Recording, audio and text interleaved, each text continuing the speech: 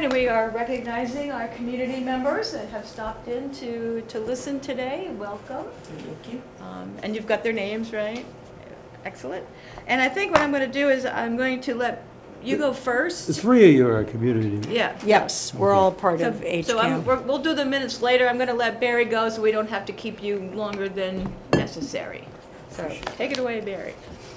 So I'm going to give you hard copies of the presentation, but not kind of basically read it to you.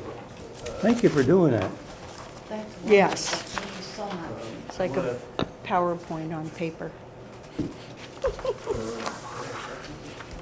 Do can you share guys what's actually there. have a budget over there? Pardon? You have a budget?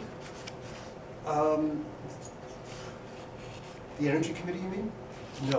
Okay. Energy, The yeah. brochures. It looks pretty were- impressive just from the print, the Presentation. presentation here. It looks like you're, That's just my iMac. Thank you, The Barry. So you brochures paid for the ink and you paid for the paper and, The brochures were actually paid for by the Cape Cod Climate Change Collaborative. oh, that's good, yeah, Parent yeah, organization yeah, of the Cape Cod Climate Action Network. yeah. Okay, So so a little bit about you and then you can launch into your, So I am a member, not the chair. The chair is my dear friend, the esteemed Joyce Flynn. But I've been a member of the committee for several years. I'm also the co-coordinator of the Cape Cod Climate Action Network, the ringleader of the Yarmouth Climate Action Network, Mhm. and the spark of the Decarbonized Cape Cod Mhm. project, Mhm. which actually came out of a decision by the Climate Action Network several months ago to advocate for adoption of the specialized code Mhm. in all the towns of the Cape. And Judith Holt, who is a great green designer from Sandwich, Mhm.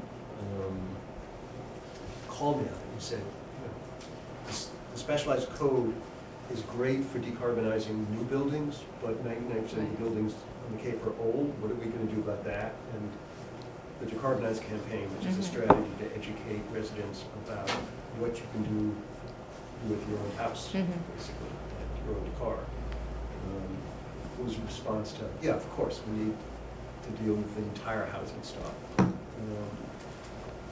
The specialized code was a requirement that the legislature imposed when it adopted the Climate Roadmap Act in 2021, and has gotten somewhat confused and even more controversial than it would have been, particularly among builders, because the Department of Energy Resources, which was charged with writing it, issued it in December at the same moment that they issued an update to the stretch code. The stretch code is in place in over 90% of Massachusetts. 14 or 15 Cape towns adopted it, starting. is a specialized stretch code and the stretch code two separate things? Two separate things. It's- So, They probably should have put a different name on it, shouldn't they? the name, I watched a presentation by Mike Barrett, who's the senator who's led most of the climate legislation in Boston, and a great guy, and actually a college friend of mine, talking about his regret at the title of Yeah. the specialized code. He didn't choose the title, he got it in the bill, but it Some people refer to it as the stretch code. But specialized code seems to be the Yeah. handle that's caught on as to, I was proposing to call it the energy efficiency code or the net zero code. Yeah. But the This is what's specialized code stuck, as yeah. distinct from the stretch code. The stretch code is already in place, Harwich put it into effect in 2018. You had to do it if you became a green community, you know, so that, And one of the things that I'm not sure people notice much is that it wasn't a permanent set of rules. It is updated every 3 years when the International Energy Conservation Council updates the master energy code on which it's based. And the last few updates have been fairly modest. They nudged the efficiency requirements maybe 10% each every 3 years. This time they went big, And the update to the stretch code, that'll be 100% increment to what it used to be. 100%, you mean 100% Because the efficiency scale- change? No, well, dramatically. Rewriting more. it or changing the energy efficiency? Both. Hmm. Both. Basically changing its structure so that all new buildings now have to meet, so this is the stretch code, not the specialized code. The updates to the stretch code go into effect automatically in every town that originally adopted it. You don't have to vote on it again. Right. Which would include Harwich. Yes, so it is in effect now in Harwich. It requires that all new buildings be built to minimize energy demand by a set of requirements that basically require very good insulation, tight construction methods that avoid building leaks, which are kind of used to be pretty normal, better windows, better ventilation that wastes less energy but also keeps the air supply fresh. And the standards are mostly measured by something called the HERS Yep. measurement. And it is it's a fairly specialized technology in which the experts get trained in how to measure the level of efficiency of the whole building. Is this remodeling too? No, well, it's a little more specific. It applies to major renovations of existing homes. If you double the floor area, or substantially renovate half the building or add 1,000 square feet. I mean, if you're putting new windows in the porch or something like that, do you have to go to triple pane or No. something like that? No, it doesn't affect minor changes in the house. It's only if you're doing a major renovation or a major expansion.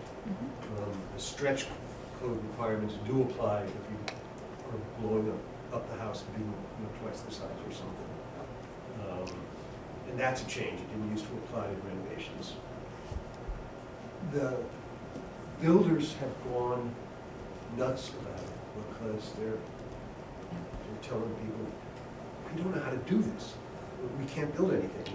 And some recalcitrant building inspectors, including our beloved building commissioner in Yarmouth, have argued they can't issue building permits because they don't know how to do it. What they're missing is that this whole new system assumes every builder is going to have to use a HERS consultant because the measurement is pretty technical.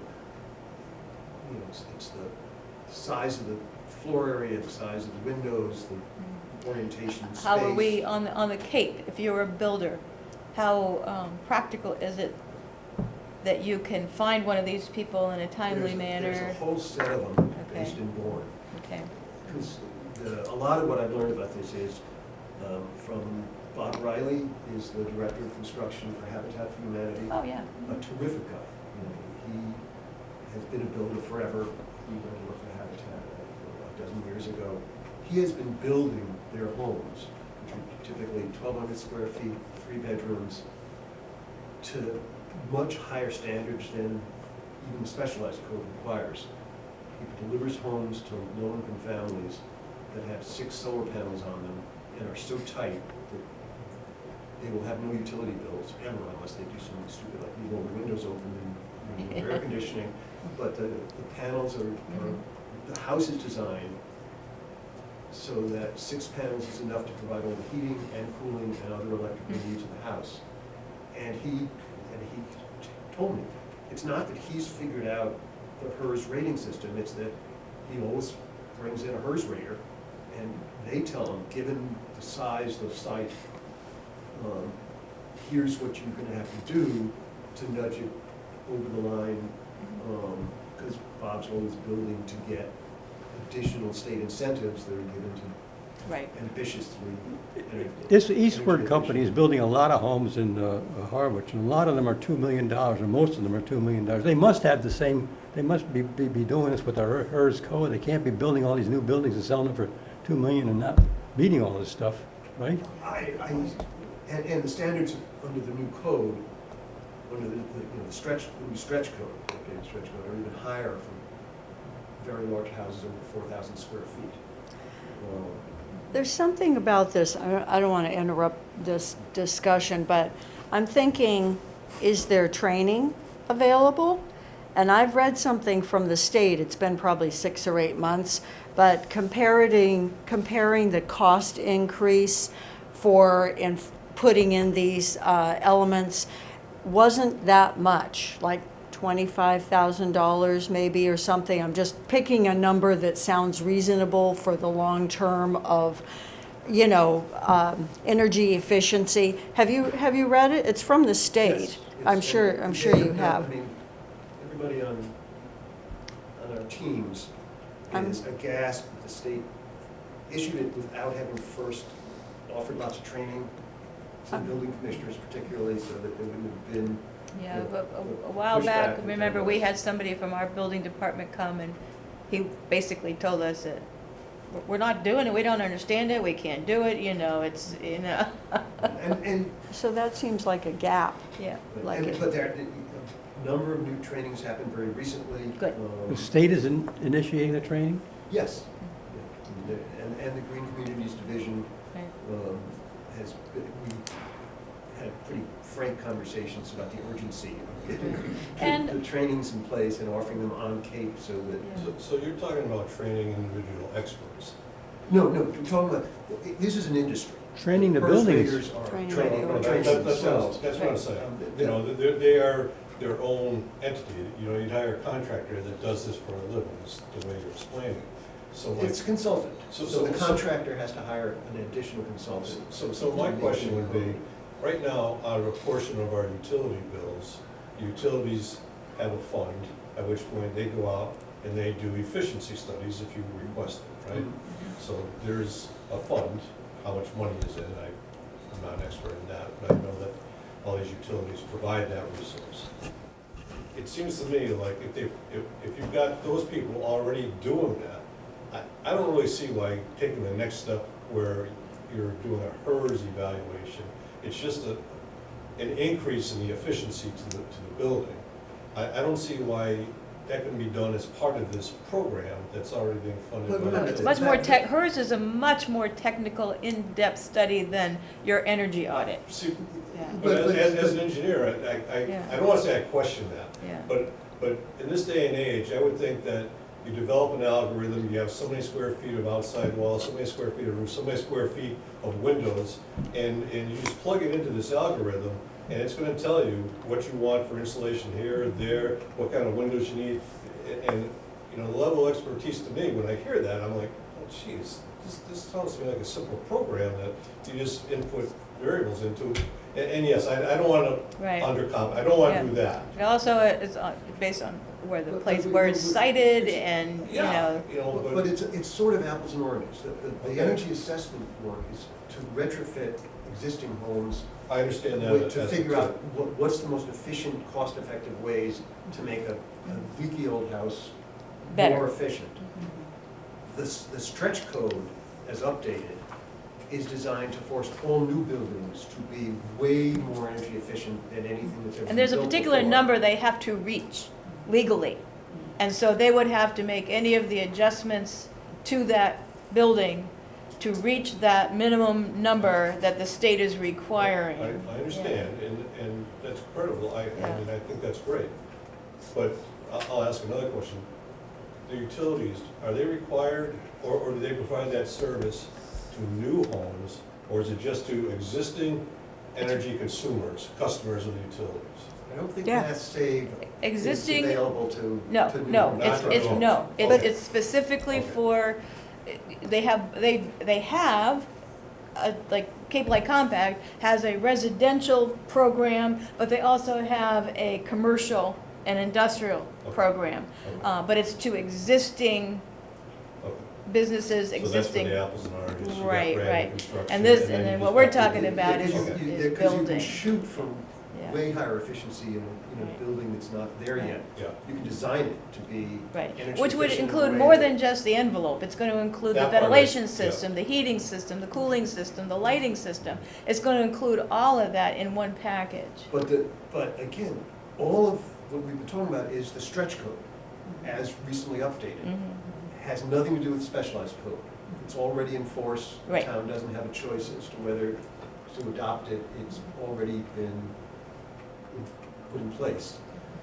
So all of the builder reactions have been about the updated stretch code And not the and not the specialized code. specialized one. The only thing the specialized code does that is significant, that's not in the updated code, is essentially coerce new buildings to be all electric. Right, they can't have a gas range, for example. Right. You can, well, they don't prohibit it, because they Right, couldn't get the right. votes in the legislature to prohibit new gas hookups. But what Mike Barrett told us in that meeting was, we hope you folks all over the state are working on getting these adopted, because if this gets adopted across the state, all you're gonna see are new electric buildings. Because to achieve the state's goals of decarbonizing, Mhm. of reaching net zero ultimately, we can't keep building new buildings that are gonna be heating with gas in 50 years. So the way the specialized code is structured, essentially you have to either build a passive house, which means that it's so tight that it doesn't use any, Right. Like passive solar, like a lot of glass Right, facing right. south, but that's a pretty rare. rare thing to do. Yeah, Or an all-electric house, and then that all, if it's all electric, that's all the specialized code requires, is that it not use gas. If you want to build the house to be heated with gas, you have to first design it as an all-electric house, wire it as an all-electric house. So basically, put in all the wiring, like if you're gonna put in a gas oven, put in a 240 yeah. plug next to it, and mark, this is where the electric stove will go. Figure out where the heat pump would go, make sure there's space for it, put a plug for the heat pump in. How about electric car? There Plug. are some requirements for EV. That's not in there? It's charging, but they're not a significant part of it. Use gasoline, though. But in any event, Yeah. in addition to to use what they call the mixed fuel route, which means you're gonna have Mhm. gas and electricity in the house, you have to put solar panels up, assuming that it's a building where it's feasible. So for the builder or developer of a new house, the choice is either just go all electric or spend the money as though you were going all electric, design it that way, and then design and plumb it for gas hookups and put in the gas furnace instead. And then put down solar panels in addition. So it is, unless you've got a client who is wealthy enough to be able to afford the extra cost, the all-electric house is always gonna be a cheaper way to go than the mixed fuel house because of all the additional requirements if you wanna build a mixed fuel house. So it is making it economically unrealistic to want gas. There will be a lot of wealthy homeowners who got gas anyway, because I love to cook on a gas stove, or I don't trust it, it's too new, but the market as a whole is gonna, with the specialized code town, is gonna move to all electric buildings, and that's the intention. Right. But they really have to not have these people that are protesting, bringing cables in from the wind turbines out in the bay there, because that's contrary to this. So they've got to line up the electric power supply that's going to supply all these electric houses. And if they just push these people out of the way, say you're not allowed to get in the way of this stuff, we need this to do this plan here, you know. I mean, That I doesn't just work came out, from another though. meeting about Yeah, that. yeah. So Right. It's And it's that's- all part of decarbonizing.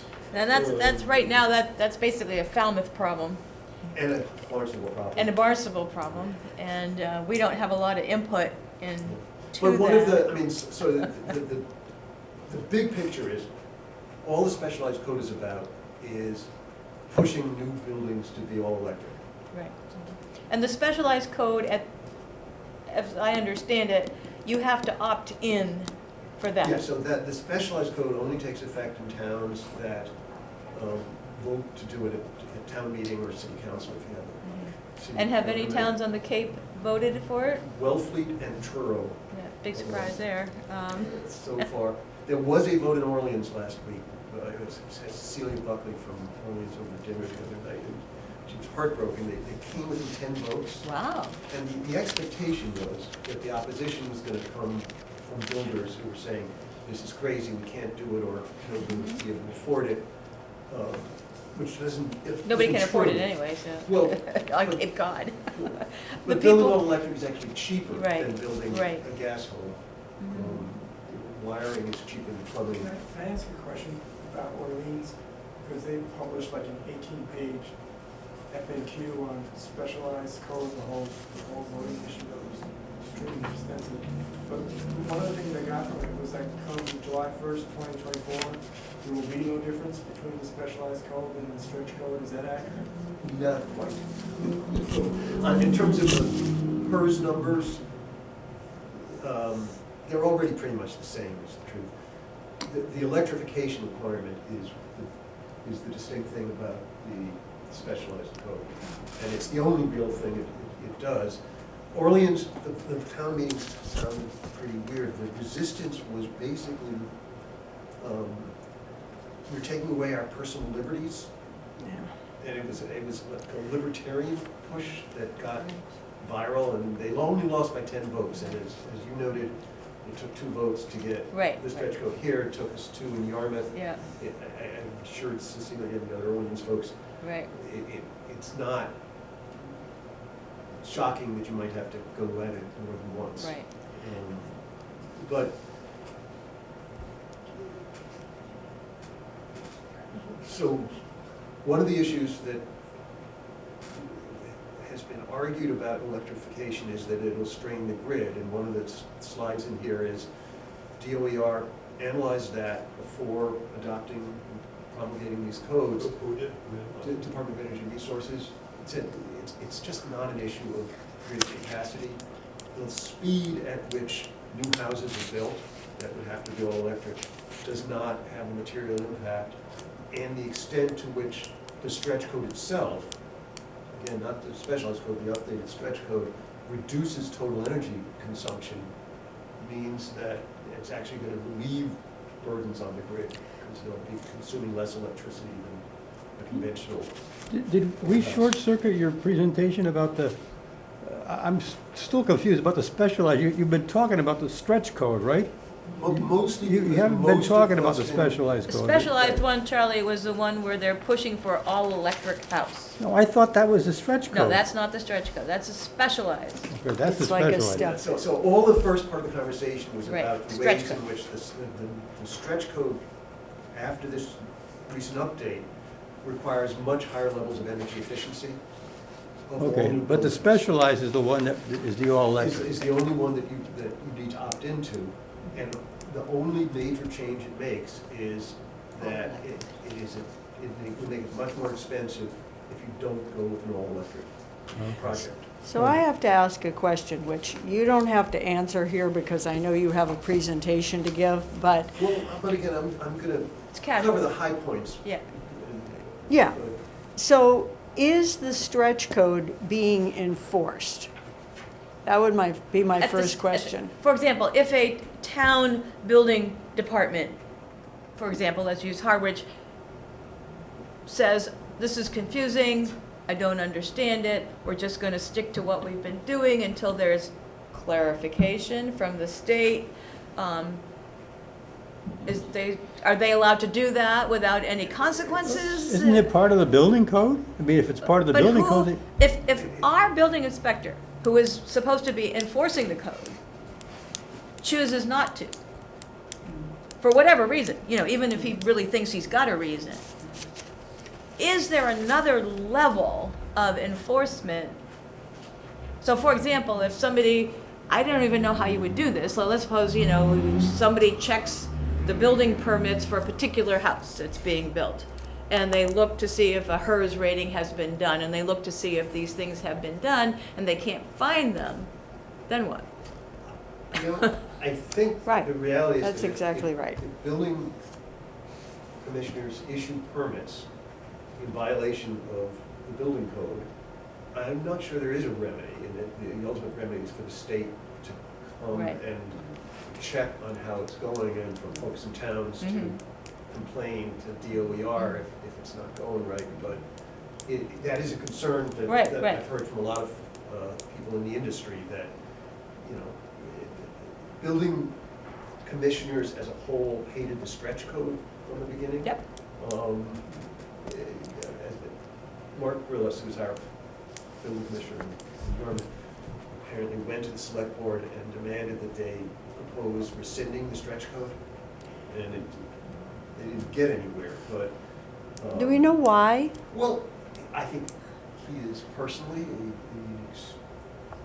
extremely conservative person politically, and he's hated the stretch code for years, and this is what I Government hear. overreach. And he's, you know, he's a nice guy, but he's on the other side politically. And I think that Yeah, I this is. understand why, I just don't And I see think why that it has it's to be not- allowed.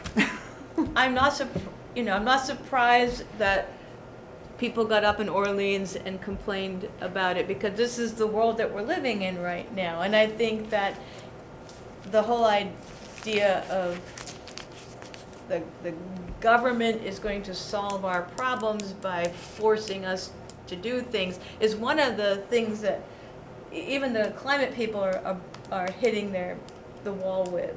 And, you know, which is why, you know, you guys building a sort of a grassroots, ground up concern for climate would counteract some of these other people. We get more people who are concerned about what's happening and can go and vote. If there were 10 more people that cared about the climate had shown up at that meeting, it might have happened. But I think that the people in Falmouth, I was talking to Matt Patrick, and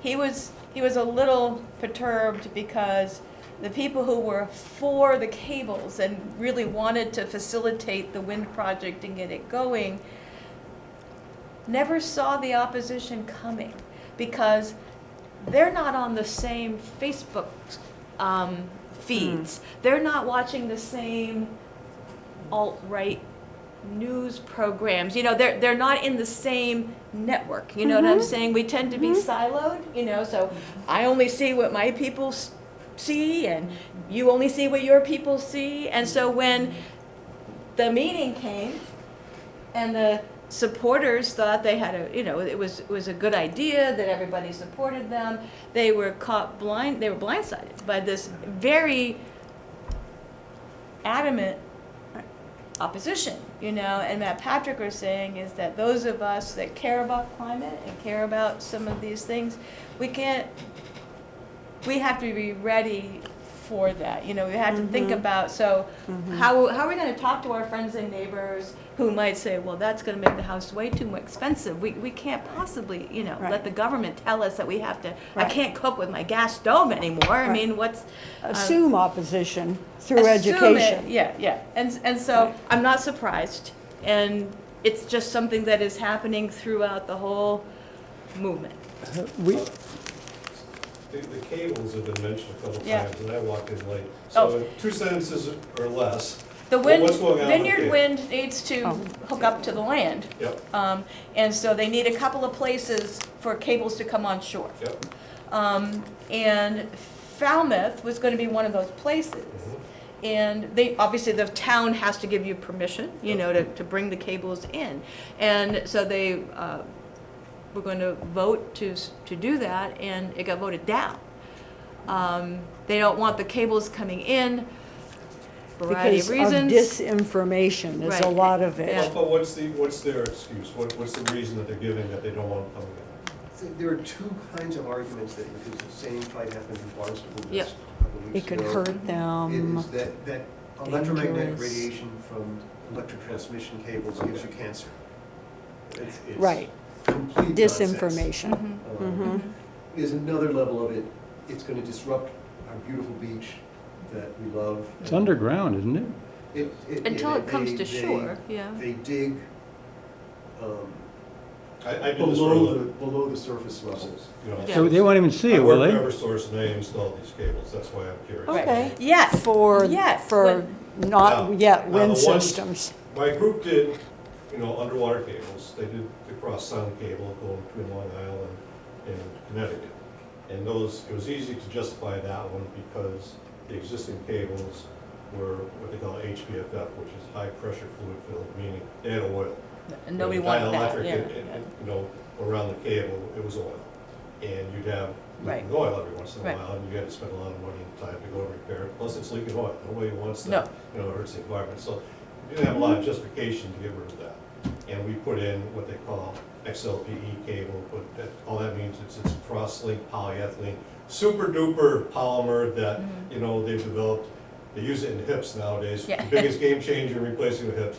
Anyways, we started using that XLPE cable. And that was, when I was doing these projects back, I don't know, 10 years ago, this was kind of cutting edge because most people had high pressure fluid filled. So running the long distances of these XLPE cables was kind of a new thing. Well, we did a lot of it and it worked out fine. Now, as far as the study goes, as far as electromagnetic waves, and we had to do that along the whole route. So my project was 10 miles or so, so you had to drive a vehicle the whole length, and based upon how deep you're burying the cables and the voltage and the current that the cable carries, you do a study on that to see what the effect would be. And the Right. effect was- Did you measure any was not- electromagnetic radiation? I forget what the numbers were, but, you know, we had to put a lot of effort in because Like, it was the cables actually. 1% or something of the normal?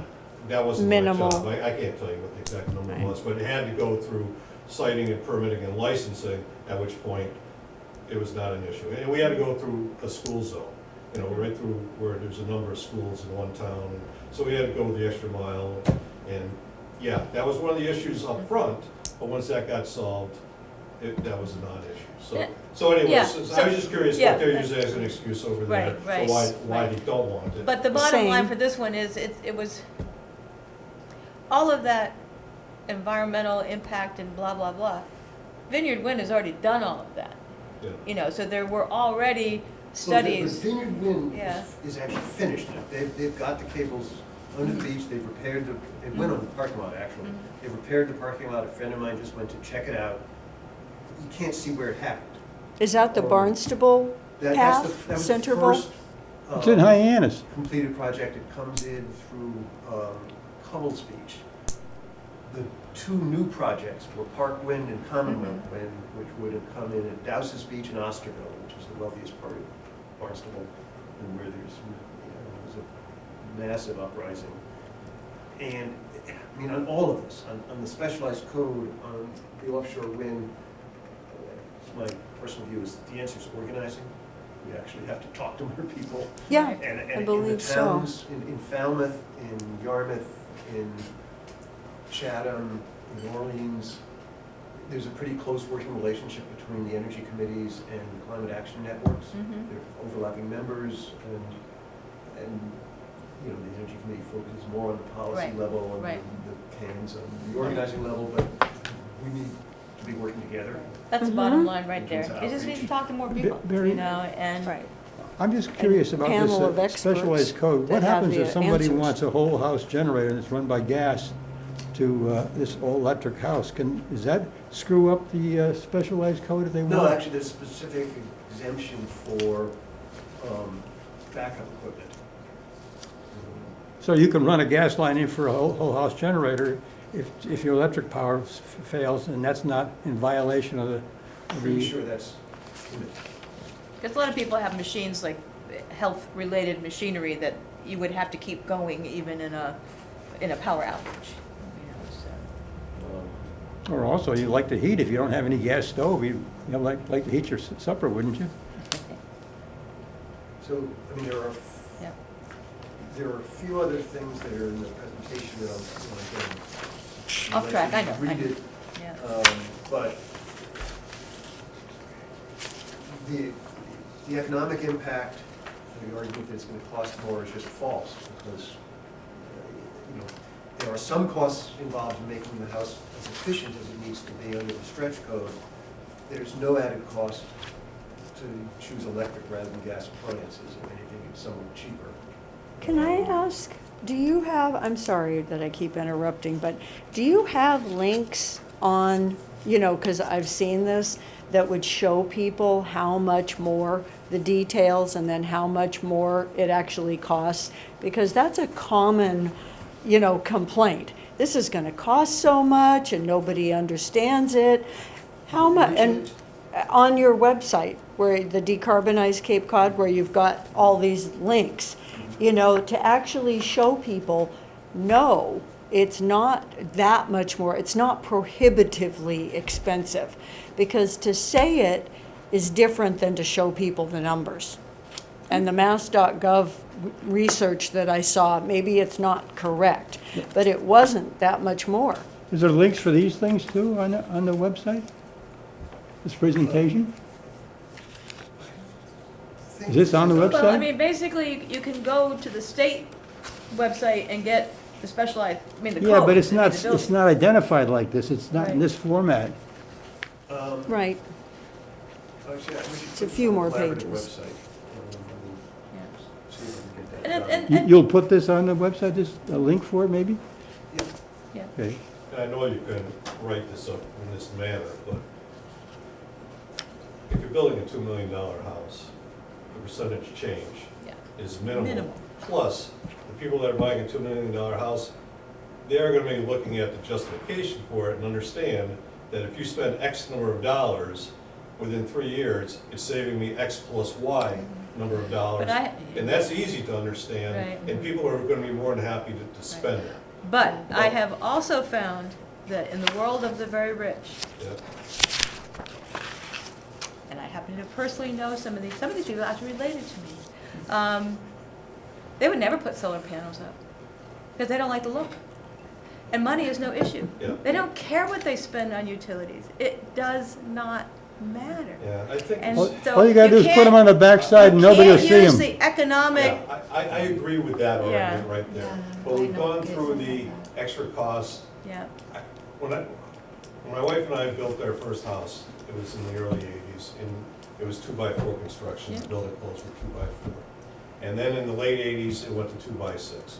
So now, because we were young kids at the time, you're sitting there going, oh, geez, what's the cost gonna be to go to 2x6? And the builder would say, oh, that's gonna be an extra $1,500 for the house. And you go, okay, well, I can handle that. But some people maybe not. Mm-hmm. But stop and think all the different things that we've done that now is just second Normal. nature and Yep. nobody complains about. Yep. The house when I was a kid, you had storm windows, which, was pretty good. But now when you're looking at the efficiency with the argon insulation and Yep. it's a step up. Mhm. And I watched them building a net zero house on this old house, I don't know, 3 or 4 years ago. And the number of layers that they had, they had the blow-in insulation, then they had the sprayed-on insulation in the rafters, then they had panels that were Yeah. installed on the outside of the sheathing. yeah. It was like 3 or 4 different levels, and it was a net zero house. And now granted, that is going to bump up the cost, but when you're talking about Habitat for Humanity, and it's 1,200 square feet, they're trying to give you the most efficient house, Right, that's something that they work into it, and it's not gonna be right. killer, but Right, yeah. And I think that for most communities, like Harwich or Yarmouth or, Orleans or any of those places, I think we all have to kind of gear our attention towards the people who don't have a lot of money. One of the things that Cape Light Compact is trying to do is to try to create programs for people who are at the lower end of the economic scale, because they are the ones that are getting shut out. These are the people that they could never buy an electric car, They're probably renting, so they don't have a lot of control over the building that they're living in. And so I think for all of us, because those costs, if you can build a house where, for the Habitat for Humanity, imagine, a low-income person moving into a house where you get told, well, if you do it the way we tell you to do it, you will never have to pay an electric bill. Mm-hmm. How cool is that for, a single mom, who's working, at a low-income job? That's where the impact can be really, really felt. And for a lot of these retired people, they're all living in these leaky old houses.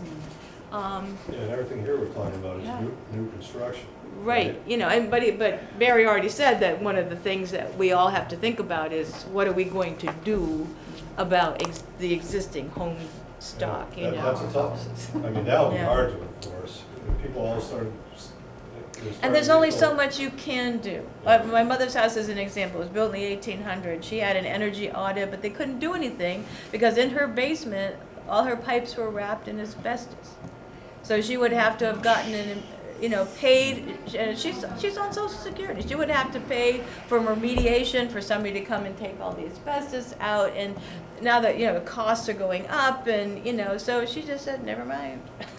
But it's not everybody. No, it's not everybody, Right. you know, but for those that can, you know, those are the people. The rich people, if they buy into it, so be it, but, you know, And also, just to Yeah. avoid confusion. Yeah. The specialized code doesn't require solar panels. Right. It just requires that basically your stove and your heater be electric. right, right, Mhm. right, Um, right, And it doesn't even require that, it just Right. makes it cost right, right. for you. And some people will If choose you it want because the gas induction for stoves vanity. actually are quite nice once you learn how to use them, Yeah. you know, and, you know, so, and they look nice and sleek in your pretty kitchen and, But affordable housing is one of the other things. Yeah, that's a real we big issue. discussed in the presentation Yeah. that, you know, the two best affordable housing developers on the Cape are Habitat for Humanity and the Community Development Partnership, which is Mhm. based in Orleans. yeah. We had a guy, an architect, come to the Young Energy Committee, wound up spending the entire meeting with us. He's the guy who designed, there's a 46 unit project in Wellfleet, Lawrence Road, that is 100% affordable units. Wow, It's not mixed income. wow, that's a lot. It is being built to be net zero. Wow. You know, the tight construction, solar panels, and And how has that been funded? complex mix of sources, some of it public, some of it private. The community CDP is a nonprofit, it's run by Jay Colburn, he's a great guy. And another resource person on this stuff. The other resource person you know about is Bob Wirtschafter, he's the chair of the Chatham Energy Committee, Oh, but has professionally been doing code development for decades. And rely on him a lot for the technical side of this. How do you spell his name? WIRT W-I-R-T. SHAFTER. So if there was, I'm sorry, go ahead. sure, yeah. If there was the same amount of education or same amount of access for contractors to have education so that they could explain things to their customers as there is for the energy assessments to the average public because they advertise it on the radio all the time and everything else, then maybe you could get the contractors a few more to slowly start spreading the word, because if they don't spread the word and the customer doesn't already know or on the same page, my husband's working on a job like that right now. And the contractor is not on board for any of that. And so it's all what the customer already knows or feels like they should do. I've got a And- couple of friends in the climate board who have tried to do recent projects in which the contractors tell them, you can't do that. And it's just completely false information. But builders are used to doing things the way they're used to doing them, and change is hard. And Wirtschafter tells me that one of the things that is going on currently is that historically, building codes get modernized after 75% of the buildings going up are already following the change that's coming. And so they're just moving the last quarter of. What do you mean they're modernized? I mean, Participants. that's, We if that's can't the wait code, for that's the that. code. I don't understand but that. then we can't wait for that. Generally, No, codes so are back gonna to the change education. After the fact, after that's already the industry practice. This is not gonna set of happen that way, changes, no. The updated stretch code specifically Mm-hmm. moved beyond where most builders were. Oh, okay. And that's not been the pattern, so builders are taken aback, because they're not used to having to. They're not used to following, they're used to leading or something. Well, and the bottom, you know, we have this is a free market country. And I think that if I'm not a builder, but if I was a builder, I think that, and I wanted to do this, and I wanted to make sure I would advertise that. I would Yeah, I definitely. would put that out there on all my brochures and my, that, hey, if you want an energy efficient home and, blah, blah, blah, and I think that, for the contractors that are not doing it, I think they're missing the boat. And right now, I think our housing crunch is letting contractors get away with this because people want housing and they're willing to go with whoever they can get to build the house or not. I don't know, but I would, part of the training for builders would be how to use this as part of your advertising, Right, how to drive make the it work demand. for you instead of. Right. You're not gonna lose any money on it. So No, if you you're can just, convince you're them passing the that- cost on to the There's a person who niche bought the house. that you they know. can access. But Yeah. also, one of the, page 11 is, Department of Energy Resources studied the relative cost of building Mhm. electric versus gas, and it is, for a multifamily, four-story multifamily, the specific Mhm. example, but there's, Right. the source that's cited in here is like several hundred pages of analysis, but the bottom line is Right. that it is not, it is cheaper to build electric than Right. mixed fuel. And We gotta also get here, that message out. here on Cape Cod, one of the problems that happened back in the 80s was when we got the Pilgrim Nuclear Power Plant, we were told that electricity would be so cheap. No, too cheap to meter. Too cheap to meter, right? And so here on the Cape, a whole bunch of housing stock went in with resistance heating, Yep. which is wicked inefficient and turned out to be wicked expensive. What is that? It's just, when you buy It's like a those, toaster. It's like like an your iron. toaster. It's You know, like an it's a house-sized toaster. house-sized Okay. toaster. Every room had a toaster in it. Okay. And- It's like a hairdryer. It's got Yeah. a coil, tungsten. It turns red and gives Electricity off goes heat. through it, it heats Yeah. up the tungsten. Right. Okay. Sometimes it might have a fan that blows the air out. Right. No, they're usually just electric baseboards, all Right. Okay, Yeah. okay. And when they built those back, yeah. It was terrible, and, Ready kilowatt.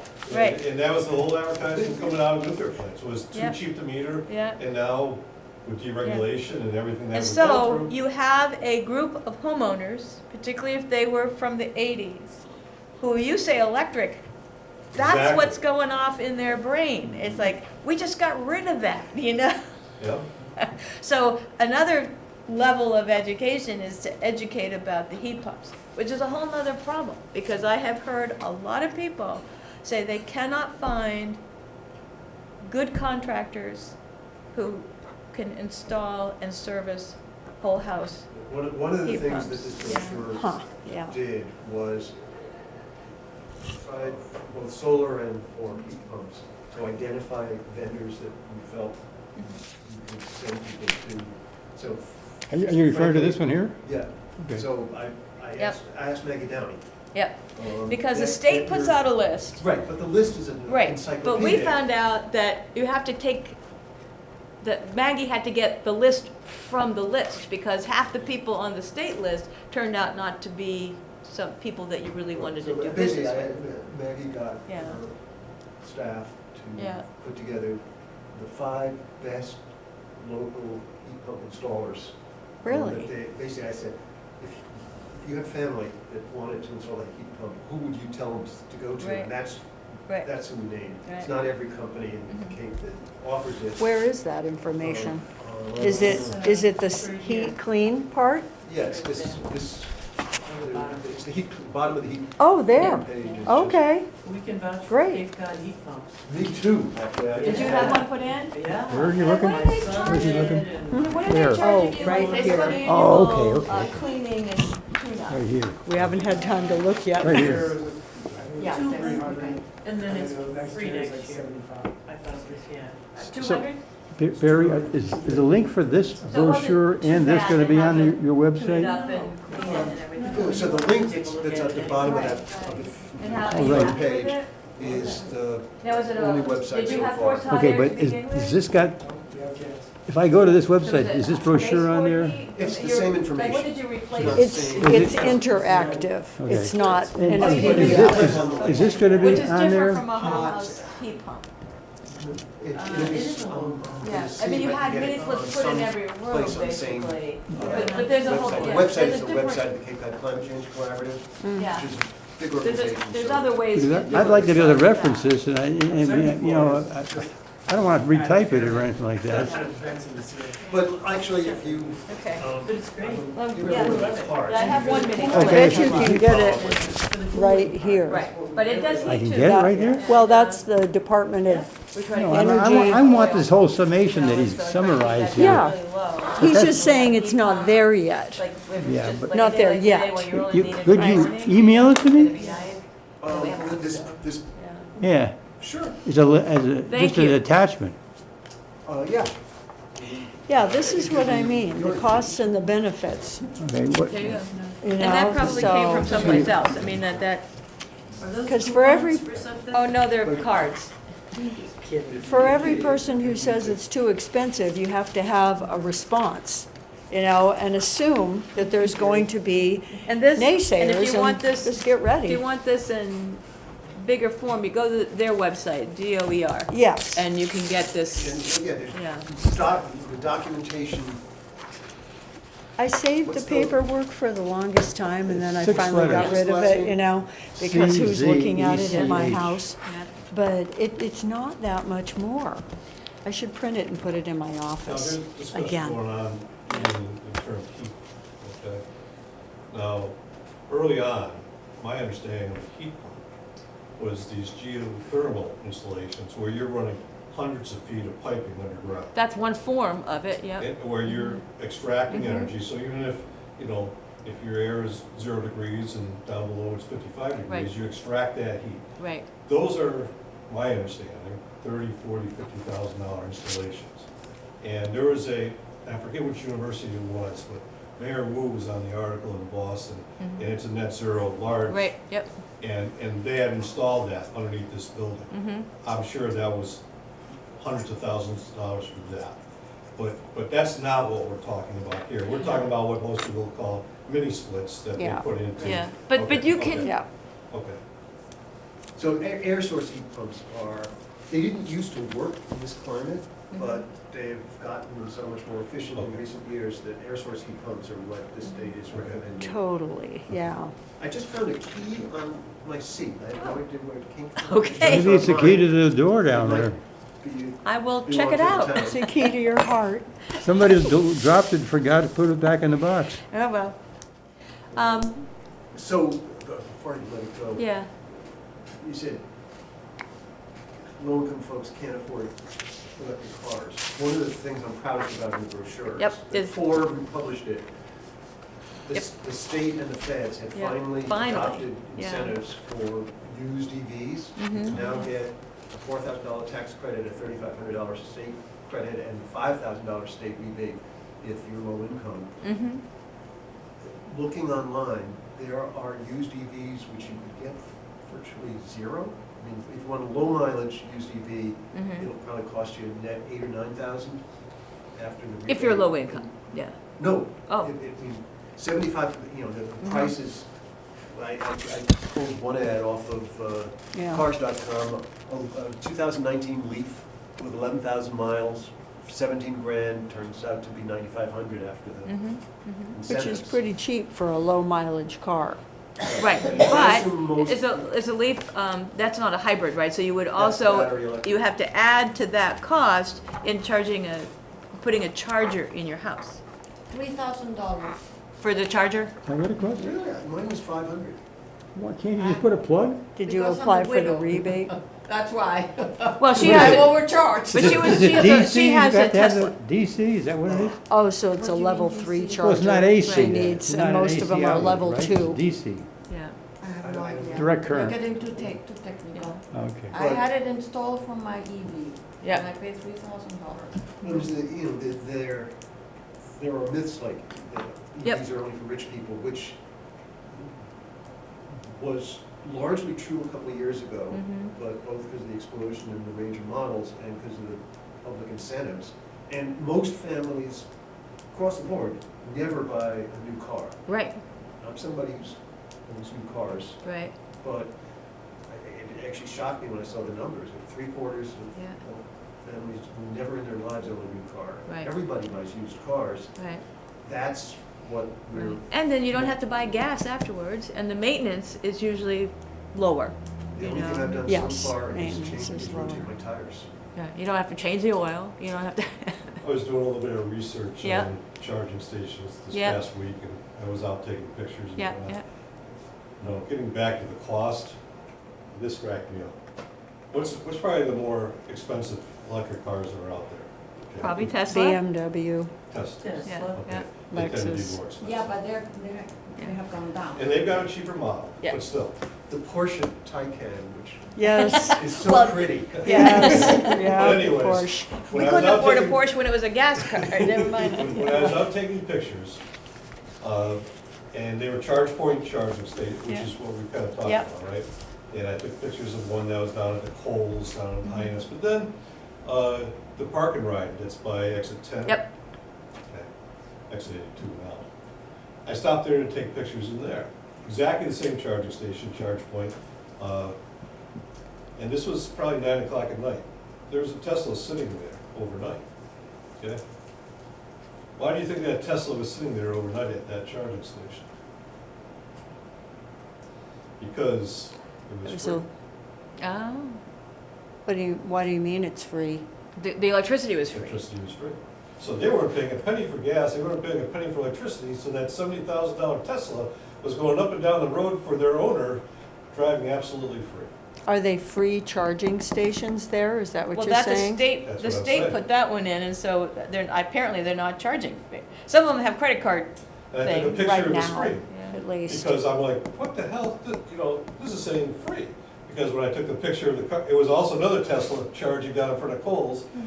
And I took a picture of that screen, but then I took a picture of the one right down here, and because it's a state parking lot, and then I see the free going on there. I said, how many people's heads are gonna explode when they realize that somebody that can own an expensive car like this is getting charged for free? But they shouldn't let them sit So there all the night state is long. giving you a heck of a deal on driving electric cars, if you park in their But parking you've lot. gotta be willing to leave your car in a. And that's what I said to my Yeah. wife, I said, Yes. I don't know if I would own this car and leave this overnight, Right. all the time to get my free Does electricity. it I take don't all think so. night to charge Right. it up? No, they just walk away from it because it's free. Well, but somebody else ought to be able to use it too, don't you Well, think? yes, I understand all that. Was it nice for that person to be parked there the whole time? But You can probably probably realize that just nobody's gonna be unplug coming them. between 9 at night and the next morning. Just They let ought to them. shut it off after an hour or something, whatever the full charge and Anyways, say, when I saw the Anyway. free disconnects out the there, I'm going, cord. I think the car can tell when it's full and it shuts it down anyway. you Yeah, but know. somebody else pull it out of that car and plug it into Yeah, theirs? they- And I've Yeah, they- had I- in a number of I bet places where so. I was waiting for a charger to open, and, but drivers, when they're really busy, people are paying attention to who's waiting, Yeah, and will get their car, move their cars quickly as it's full, and take civilized turns. Yeah. For the So ones are you that allowed to working. unplug this car if it's been sitting there for an hour, your time, you can plug it into yours?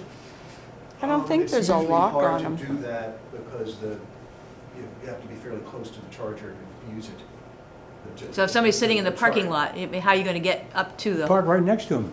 If it's, The one down here, a charging station has got 2 leads that come off from it. So yes, you probably could do that. I have to give an order from my dashboard or my Yeah. car computer to unlock the Is- charging. Is that right?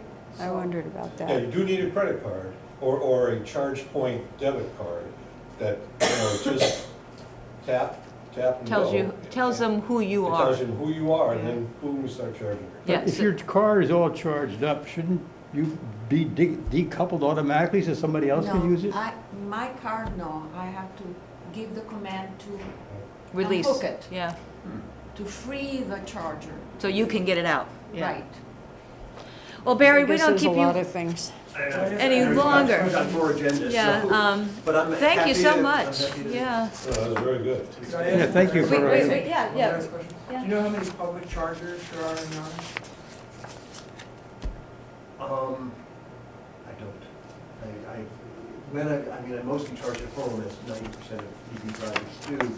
There are, if I need a lot of electricity in a hurry, I need a level 3 charger, and I'm not aware of any level 3 chargers in Vermont. There are now 8 at the Cape Cod Mall. They just turned on 4 new ones. Oh, wow. I just found out Electrify America, because my Kia has a deal with Electrify America, so I get like 3,000 somethings.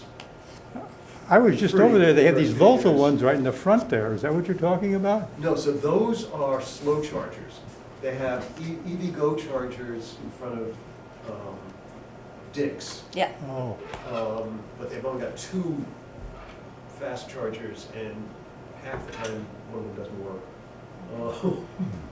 And Electrify America just put them in behind the mall by TD Bank, and they all seem to be in good shape. so does the mall put them in, or does an individual business put them in?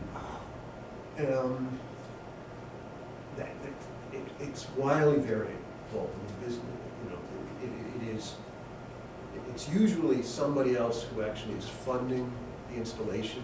Either you know, there are several major companies now, Electrify America, EVgo. that- and where they get their money is probably, Well, you pay for the electricity. right. You pay, I mean, you pay for the. So they're doing it to make money then?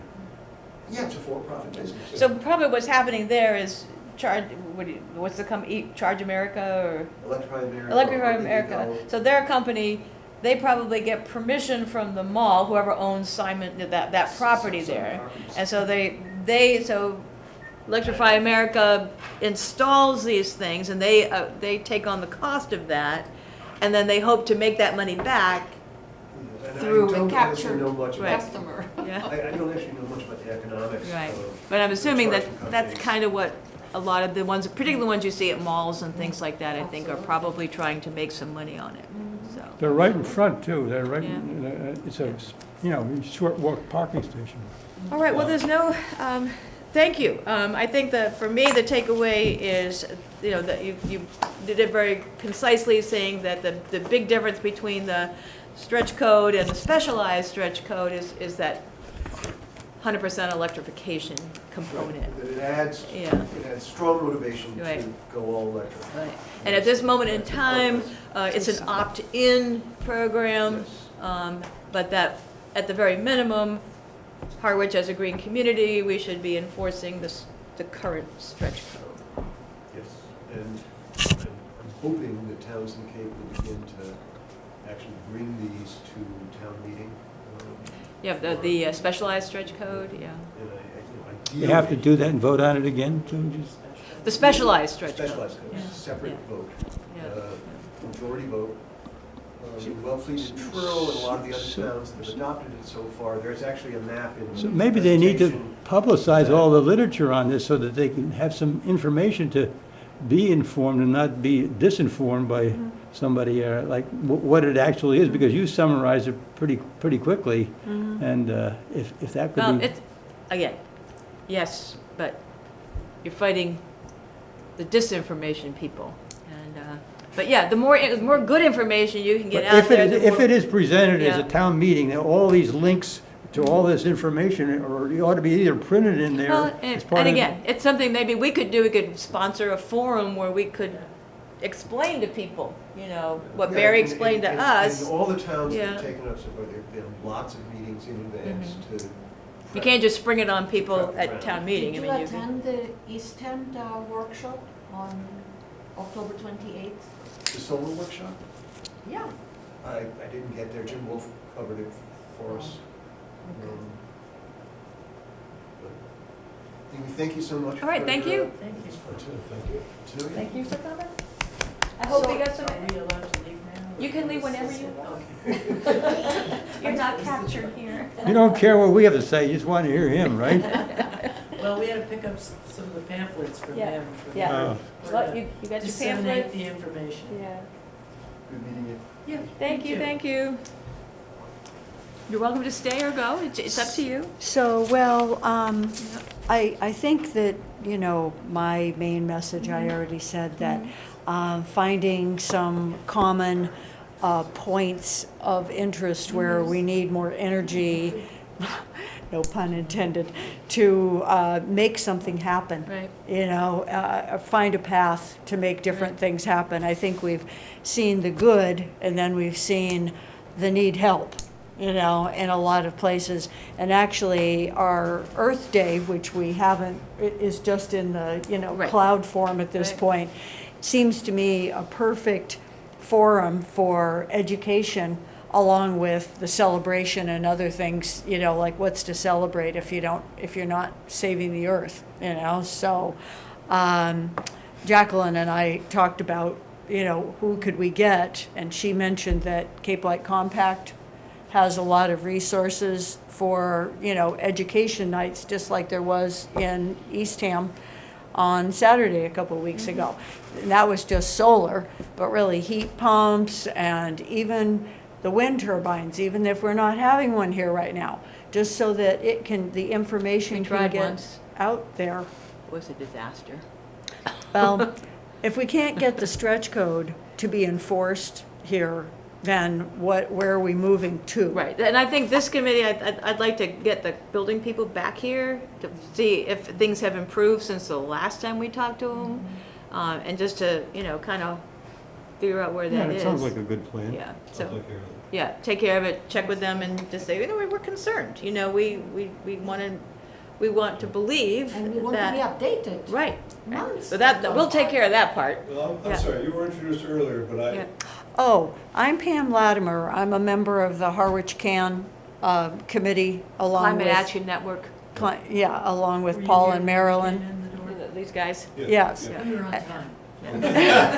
Yes, I was here early. Yeah. And I came because I have been talking to Jacqueline about collaboration, and that we're, you know, planning our second Earth Day, and what could we do to, what is in need to be done. Are you a Harwich entity? I mean, we're kind of set up by the town of Harwich. Are you just formatted on your own, or? are On you our own. So you're not related to the town of Harwich like? We're No, not they're an bound. independent Okay. committee. Yeah. It's too bad we can't be together, actually, but, yeah, Well, maybe we can be together on whatever we individually We choose. have to stay out of politics. why? Yeah, so we're not trying to be political. They're You know, political? we're trying to be educational. They're political? So don't you think? education, and I went to the very first Earth Day when I was in 5th grade. Okay, right. Rode my bike to school that day from 10 miles away on one of those little crappy bikes.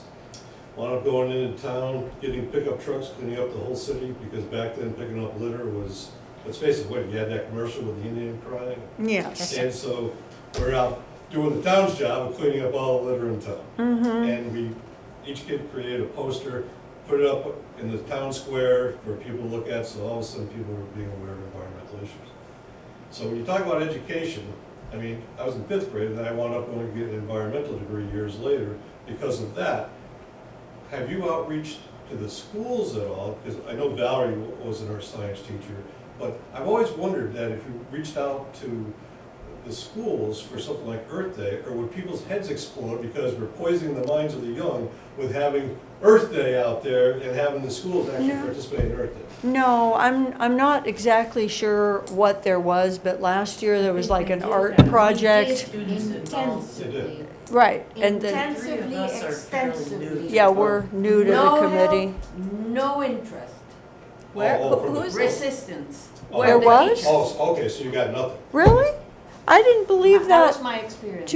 Okay, so was we'll my have to go back to Deb Ennis and see. So So I'm in the some midst of schools digging have- to find out what some happened. schools have, when I was teaching, I was the faculty advisor for our, the Green Club. And we did a lot of, you know, it was trash, it was energy, we participated in energy carnivals and, you know, things like that. So that was Nauset. But most schools do have like a green club, you know, where the kids, and, Yes. you know, it might be nice to, get a few younger members. We talked to about 5 teachers, and only one of us was successful with one teacher. Okay, I I wonder, wasn't successful at all, and I contacted 4 teachers. was it the elementary school or which level did you go? Elementary, I didn't contact the elementary. No, it's mostly the high schools that you're gonna be Yeah. finding. I tried the high schools. Yeah. And I had one woman who was responsive, but in the end, nothing. I'll have to see, because I actually know somebody in administration at the high school, and so maybe I can ask her Yeah, who to just- go to along with Deb. I knew no one, so maybe that was a problem for me. The doors were not open for me I at think- all. I yeah. just got names. Right, Sometimes you need to get that one person Yes. All right. to crack the door for you. Yes, Whether yes, that's the yeah. principal or somebody in guidance or whoever, you Whoever. gotta find that one person. Whoever. All right. I knew no one. I was no one for an accent. well, I Out. can see that that's Is that why frustrating. they kick you out? I've recently contacted the high school actually because through the garden club, we're starting the home composting at the transfer station and so forth. And the food service administrator said that he would be more than happy to work with us and start doing school Yep. composting. So when Good. we've got that going in the spring. So I'm thinking, like he might be an avenue of somebody to reach out to, or the woman I know in administration. I'll just get to digging, That's terrific. To you have. know, You talking about so. Monomoy? Monomoy, mm-hmm. There's a thing on Askin's old house where they had a school that was starting its own composting. They did, they do 3 little stories on Askin's. I love that, So yeah. anyways, that was the That, woman who does all the program. landscaping and whatnot. Yes, Yeah, and I forgot the name of the school, but. Well, the town of Yarmouth, they're getting a biodigester. Really? Yep. wow. They use some of their green communities money for it. I'm gonna write that down. Who do you talk to that you get these tidbits, you I'm know? on Cape Light Compact board, so we just had a board meeting, so. So what about educators then for all of these things? Oh, we have a whole education department. I mean, they do, the Cape Light Compact works with the NEED program, NEED, the National Energy Education Department. You can Google them. And they provide, and they've been doing it for years and years and years. They provide curriculum and materials to local schools to teach energy.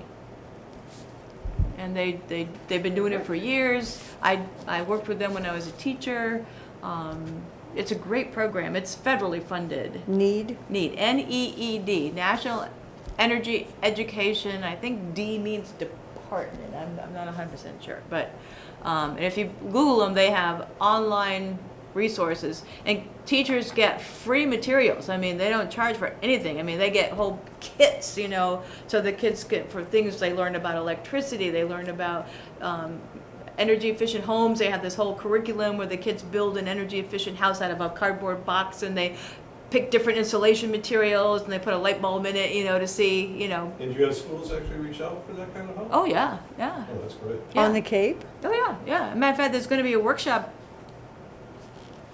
soon where Oh the my teachers will goodness. come and, learn how to do all of this kind of stuff. They have plenty, they It's work with. volunteer Well, the to teachers, sign up. yeah, the teachers sign up and they come and they get trained and they get their kits and off they go. Do And they let you help at all in the classroom itself or no? what do you mean? Do you just provide the kits and the information? Oh no, we go in. You go in. I mean, they have a whole cadre. Cape Light Compact has a whole cadre of people adults who have been trained to use all of this. And stuff. that's all at the high school level or? middle No, school? elementary through high school, any age. So some activities That's a like that would be phenomenal great for source. Earth Day. I mean, I think Yeah, that's I what I mean- was suggesting. Yeah. Right, I mean, because if you had a kids section, And and sure. I mean, you can build your own circuits, I mean, we have this thing called the Energy Carnival, And we have, and we've done this many times, where you go into the gym and you set up like 10 tables, and at every table there's a different energy concept, hands-on activity that the kids can do. And so the kids come in and they're divided into little groups, and they go to each of these tables and they do the activity, whatever it is. And then we make these little pieces of paper that we turn into like energy passports. And then at every table, they get a little stamp that says they've done that activity, and they go from table to table. Is it elementary? This is the model that works the best. And this is where you might be able to hook in your high school kids. I wish I would have known this Yeah. last April. Yeah, Would have is been when I was terrific. teaching, I would take my high school kids, and I would make them learn the activities, right? How to run the activities. Okay. And they learned a little bit about energy at the same time, right? And then the high school kids would be the ones manning the tables at the elementary school. That's- Because, as any adult knows, little kids are much more excited to see a high school kid than they are to see an adult, you know? Of course, of course. And so And when the little kids came in and saw like the high school basketball player manning the table, they were thrilled. They were just so smitten with the whole concept of being with the high school kids. Do you have a lot of schools signed up for this workshop? Do you know? You would have to call Maggie. Okay, I- okay, so I can just or call. I can, let me see if I can find the email. I'm gonna. Is there a schedule for Monomoy? I don't know if Monomoy signed up or not. I'm wondering, is it the science department? The energy carnivals, it's usually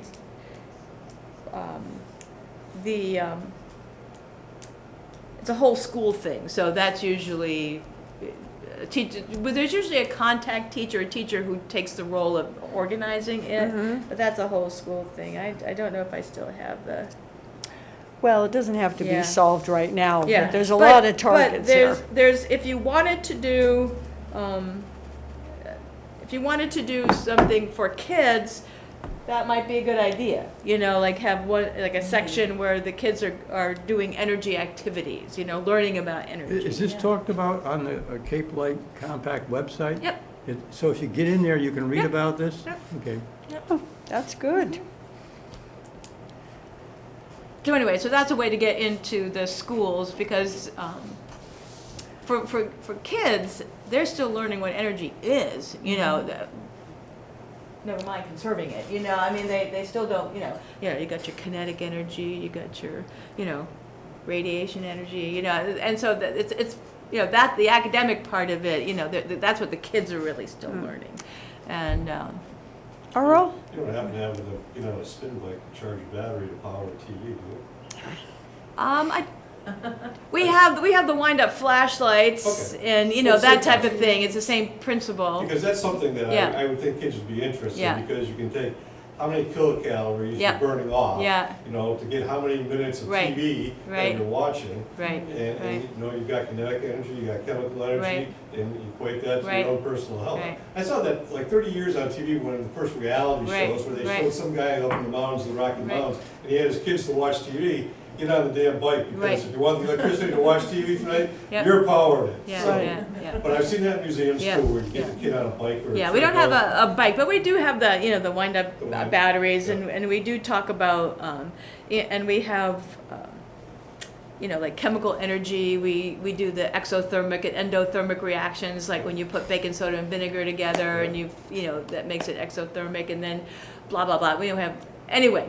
All of that stuff, and we have the materials and that type of thing. And so, if the climate action people can talk to Maggie, and maybe you guys can sponsor an energy fair.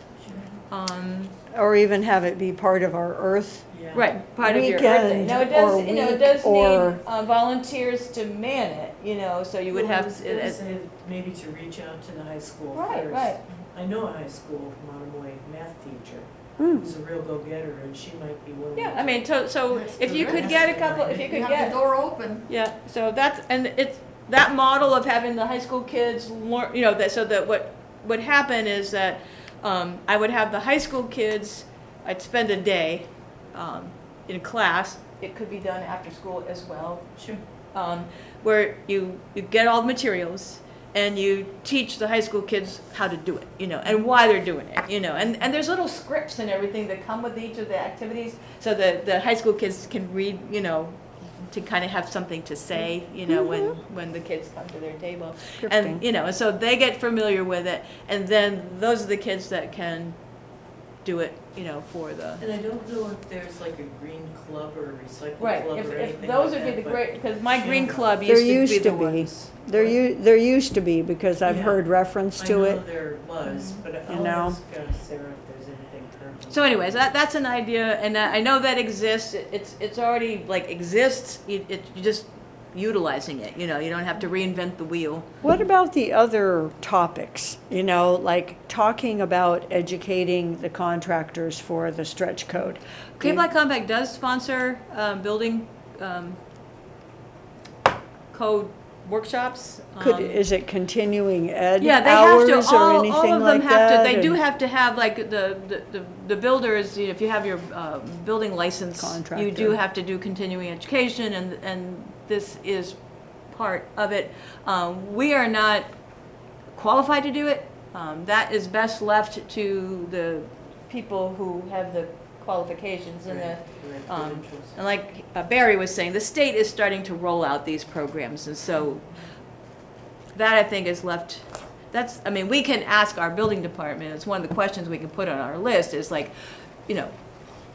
have there been, does our building department feel like there have been enough continuing education seminars here, locally, that our builders could easily access? I know my husband was a plumber, and he had to do continuing education all the time, and he used to have to drive to Marlboro, someplace like that, to do it, but they have recently put more and more of it online.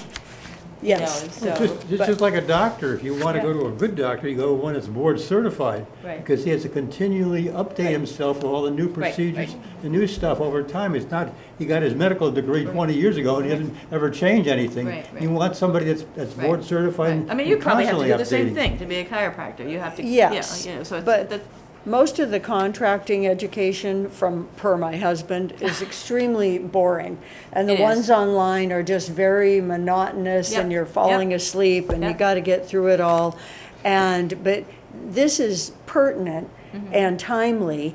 And if you can make it seem like it has value, like driving a niche right, I think, you were talking about. we are not qualified to do that. There are people that, and that's something that the state and the builders and the building associations, they have to deal with that. What we can do, though, is educate the consumer. So if you're thinking about building a house, it's not just what it's going to cost and where you're going Right. to put it. Yeah. And so maybe Come and we learn. could do workshops on, Well, that's what right. That's what what I wanted Jackie to had. talk about Right. was all about. Right. So we're going to have to stop here. We got a couple more items we have to get through today. Yes, so And, Before we I told go, you, I'm leaving. And at you're the leaving, so we have to quarter make of sure our 5, recording so, secretary. So somebody else have to take over. I can give you, what I can do is I can give you my email, shoot me an email, and then I'll have your email. you should write it down there. Yeah. I should go too, so plus I've interrupted plenty here. But thank you All right, all so for shoot me your an email. stimulating conversation. Well, we have them every month, so come on. All righty, so. We don't do anything, actually, we just talk. We had I'd all like those to- workshops last year. That's what I'd like to find Yeah. out, the things you've done that Yeah. have actually happened and how to make more. All right, so let's look at our minutes from last time. The only thing that Thank you, I everyone. saw, right here, where you say that Luther Bates, and then you had Eversource next to it, right here, Charlie? See where I'm pointing? Luther Bales is Bales? Bates, Is that what that's spelled wrong? yeah, it's B-A-T-E-S. Oh, B-A-T-E-S. And then, I don't know what this meant, in parentheses, you have Eversource? He's not Eversource? No, he's Evcon. Oh, okay. E-V-K-O-N. E-V-K-O-N. V-K-O-N. Okay, I'm sorry, I'll fix that. Yep, that was the only thing that I said. E-V-K-O-N. Yeah. Other than that, I didn't see anything else. Anybody else have anything that you need to add, subtract? All right, I Thanks. move that we accept the minutes as corrected. Second, anybody? Second. Second? All right, so I moved, Glenn seconded, all in favor? Aye. So once you make that correction, just post them, Yes, okay. okay? Gary was here. The update from Cape Light Compact is that we did have the Cape Cod Climate Collaborative come and talk to us at our last meeting. Lots and lots of discussion. The upshot of that is, the bottom line, The 5 Cs? yep, Okay. Cape Cod Climate Collaborative, yes. Is, it's, and we have noticed this as well, is that there is so much information coming at everybody right now. It's And overwhelming. it's hard to digest.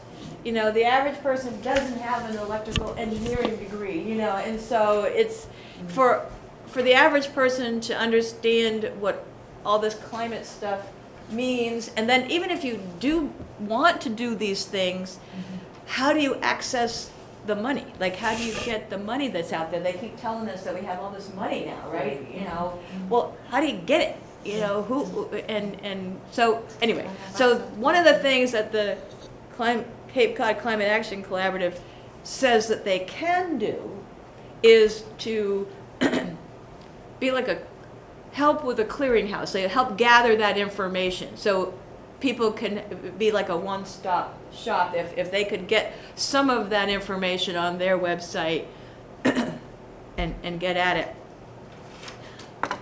I'm also on the board for Cape and Islands Self-Reliance, and our executive director, Megan,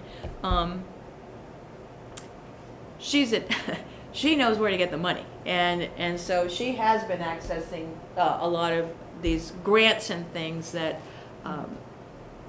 are swirling around out there for the climate change stuff. So the money's out there. You can get it. It's just that you just need to know.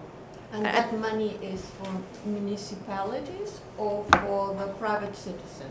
For charging stations or what? Well, it's a lot of it is going out to things like the tribe, the Mashpee tribe. You know, they just got some money through the, what's it? They call it, what did they call it? But it wasn't really. It was the Inflation Reduction Act, but it was really, you know, climate stuff. So some of that federal money is percolating down, and so they're going to be able to create housing for the tribal elders that will be 100% electric. You know, and they'll have solar panels and all of that kind of stuff. And we're relatively new to the HCAN group, but I know that the question came up that were we, you know, an entity in and of ourselves. We're actually connected to the Cape Cod Climate Collaborative. Right. And all part of that. Right. So it's just our Right. town Right. is. Right. And so one of the things that you guys could do is to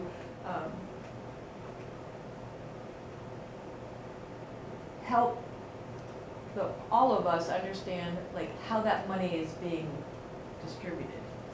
And right now, that I think most of it's at the state level. Like the federal government gave it to the states, and now the state is distributing it, but we don't know exactly how to access it. This is the Inflation Reduction Act. Right. Right. Right, and I know that the federal government got it out the door pretty quickly because they didn't want it. Approved before they couldn't get it approved. Right, and so now it's at the state level, and we're just unsure as to, like, if this town wanted to access some of that money, how would that happen? Right. Or could they, you know, and that type of thing. So, anyway, we can't talk too much more about that. Anything new from CVAC? I know Yeah, no, you, we don't have any much time Yeah. left, but I'll go through a couple things. Yeah. What I'll do is I'll send this out to you. Oh, good. Emails. I didn't want to print out a bunch of stuff, but they're sending out invites for the next round 7 projects, meaning, you know, by springtime, they want to submit phase 7. All that means is they're looking for more renewable energy projects that the towns in the Cape want to get involved in, which are just batteries, or I'm sorry, solar installations. So Did the you guys one- talk about community solar at all? Well, I did, and I wasn't at that meeting. Right, So right. I went, I talked to Maria on Tuesday. Can you email us? this? Yeah, that's what I'm gonna do, I'll send you this, and they also put together a brochure explaining CVAC and what they do. Okay. So they're So- very good, they're very good as far as giving you some. Is this a link on the website or something? No, I just. You typed it up? No, Maria typed it up, but she sent it to me, I'm just gonna forward it to you. Okay. I'm not gonna take any credit for what somebody else did. But it's not a link I could put in the minutes or anything like No. that? No, it's not. It's just, it's an FYI for you. You don't need to put the whole thing in there. Okay, Yeah. all right. Yeah, just put down that I handed it out, and like I said, one of them is an explanation of going off of round 7, the other one is just an explanation, 10,000 Right. foot explanation of CVAC that Maria put together. Both very good, if you want to take the time to go through. We started talking about a couple other things, so when we talked about community solar, I mentioned that we had talked Right. about, looking at providing electricity to low-income people in Harwich. So she's setting up a meeting for me to sit down with people from your organization, from Cape Light Compact, and the names were Maggie Downey She's the, and Head of it. Mariel Marshall. Ariel, yeah. And because I'm not a lawyer, and I have no idea how you go about providing electricity to some people in town Yep. that are lower income, and then other people in town don't get that benefit. Well, yeah, I mean, Well- Eversource has a low-income program, and basically you just get permission to act, you work with Eversource, and they just give you those accounts, yeah. So the one thing that is a problem right now is that the DPUC has to approve all these projects that are over 1 megawatt, and those are pushed out to at least 5 years out in the queue. It's gonna take forever. Department of Public Utility Control. They're the ones that once you start getting into the big boy stuff that, you But we can just keep it under that. Well, see, yes, but my question would be based upon the square footage or acreage of that site that we have, how many megawatts Right, we gonna get right. off from that site anyways. Right. So maybe between now and when she sends this out, we just wanna make a submittal so it's in the queue with really Right. no commitments. And, at least we have a document Right. and whatnot, and the town's not gonna be. Can we get a committed. map of the piece of property? I've showed it to you several times. It's on, I don't know if it's online. I'll try to find the copy of it again Yeah, and and print I it haven't out. driven it down myself. Yeah, yeah. But anyways. Yeah. I did talk All right, to her so about round that. 7's coming up. I'm gonna. Round 7's coming yeah. up. We want to be involved with that and make a submittal on that. And before you go on, so one of our things that we, maybe another meeting, we can discuss community solar, but also, remember it might have been last meeting, we talked about picking a smaller town building and making that like a net zero building. Right, wasn't somebody supposed to refer And, that? and so so maybe, our, in round 7, maybe that's what we ask for, a, No, you know, which- it was suggested that by Jacqueline, we invite Sean Libby back to get an update on, and ask if he could find a smaller town building to electrify. right, so that might be something we also, so either of those things, all right, thank you. And then, just from the numbers side, the revenue shared to the host. So does anybody want to guess on how much we got from our solar installation down here at the landfill? Total so You far? don't get a chance to guess, you know all this stuff. 150,000? It's not bad. How much? This, since it's been installed? Or you want me to It guess? says revenue Per year. shared to host, and she doesn't say the time span, I'm guessing it's for 12 months. Okay, Yeah, per year. So Revenue share to host, 242,000. Wow. Wow. It's a moneymaker. It's, Yeah. It always has been. Does it have Yeah. any repair bills or anything? Is it, those things just keep? Well, speaking, bring up repair, I just got invited to a meeting. The golf balls are damaging some of the installations at the golf course, so tomorrow we might have a meeting to. Well, that Maybe can't they need to happen. put some netting I got up. invited this morning, I'm not sure what's gonna happen tomorrow They or need to not. put some netting up. They, Well, that's what the talk will be, is Yeah. how do we keep that from Yeah. happening? But, All but right. what about the That's all. ones at the dump? Do they fail or anything like that? We've had pretty good luck with ours. That's not the same. Dennis, if you drive by the one in Dennis, like on the way to Patriot Square, you can see they've replaced a ton of those. So I don't know what has happened to those. Ours seem to be, Are they all still working? yeah, they're all still yeah, working. I did discuss that with Maria, because there is a facility that's going through doing a lot of Mm-hmm. Right. replacement. Right. And we didn't get into Right, the weeds right. as far as what's And happening. maybe down the road, we can talk to somebody about And that. then Charlie, if you can put it on for next month, I did sit down with Joe Powers, I'm sitting down with him again before the next meeting, to start firming up some things. Yeah, And I good. don't wanna go through, Yeah, yeah. charging stations So, here, but so things you look didn't good. do it this month, but you're gonna No, I do it did. then? No, I did, I Right. met with him, but it wasn't on today's agenda. I got a lot of good stuff from him, but I Yeah, don't wanna I'll go put it over on next, today. okay. So just put that on next month's meeting, and then we'll go To, from there. for EV charging stations or for Yeah, what? EV charging stations, So we'll have that on our next month's Correct. discussion. correct. Excellent. Thank you, Glenn. I would like to move on my Yep. ideas to next month, because I would like to have a quiet, discussion. Yes. With time. Yep. I agree. So So- we'll recycle that back into next month. Right. When is the next meeting? We're getting there. December 21st? Yeah, so if we continue to do the third Thursday, and the town likes us to kind of pick a, So I reserve the room? yes, but before we do that, I put it on here so we can look at our calendars and make sure that Thursday, December 21st is possible for everybody. It's okay with me. It's okay with me. What Okay. about you, And Charlie? when are you leaving? Well, this guy is supposed to, I've been trying to get this guy to tell me where I should send the check to, and he keeps delaying me. I think it's right on the end of the December, but. Well, keep us posted. I'm not even sure now whether I'm going.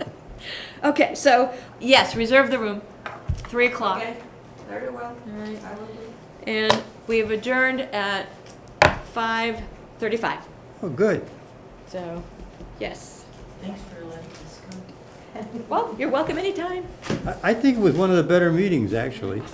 Well, I like to think that, our sparkling personality. That's right, you brings like it something to to think so. I've met this woman before, and I can't remember where. Did you ever go to a chiropractor? Should not.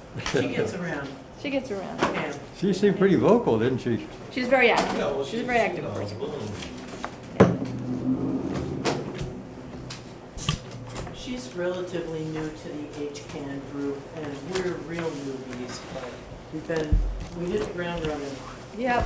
and worked on things. If you have an active interest, that's at least better than most of the humanity, so. Well, thank you. All right. So how many Bell license plates are there? Just one. Well, it doesn't just say Bell, it says Bell. Bell one. Oh, it does say Bell Yes, 1. it does. So your husband doesn't have Bell 2? No. We never went for the other one. Nice to meet all of you. Thank Thank you you very very much for letting us crash your meeting.